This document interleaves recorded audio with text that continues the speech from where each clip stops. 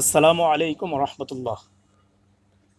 সম্মানিত ভাই ও বোনেরা, যারা কোরআন শরীফ পড়েছিলেন আগে, এখন ভুলে গেছেন, এখন নতুন করে শেখার আর কোনো সুযোগ নেই। আমি তাদেরকে আশা যোগাতে চাই।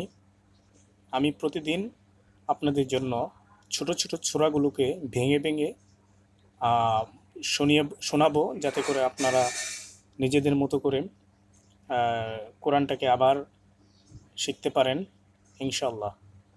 তো তার জন্য আমার চ্যানেলটাকে সাবস্ক্রাইব করতে হবে এবং প্রতিদিনের ভিডিওগুলোকে দেখতে হবে ইনশাআল্লাহ।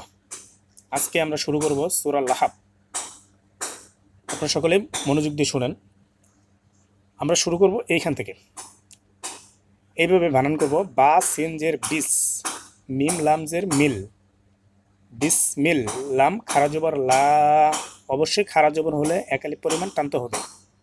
বিসমিল্লাহ, হাজের হি, বিসমিল্লাহি। হা রয়ের উপরে যেহেতু তাসদিদ আছে, এর জন্য এই রটাকে আমরা দুইবার পড়ব। হা দিয়া তার পূর্বের হরকতের সাথে আবার নিজ হরকতের সাথে। তাহলে হা রজের হির, র হা জবর রহ, হির রহ। মিম খারা জবর একালি পরিমাণ টানতে হবে অবশ্যই। মা, নুন রজের নির, নুন রজের নির। আবারও রকে দুইবার পড়তে হবে। বিসমিল্লাহির রহমানির, র হায়াজের হি, মিমজের মি। কিন্তু এখানে মিমজের মি কখনো পড়বে না আমরা। যদি আয়াতের শেষের হরফ পড়তে হয়, তাহলে আমাদের জের জবর পেশ সাকিন যাই কিছু থাকুক না কেন, সবগুলোকে আমরা বাদ দিয়ে সাকিন করে পড়ব।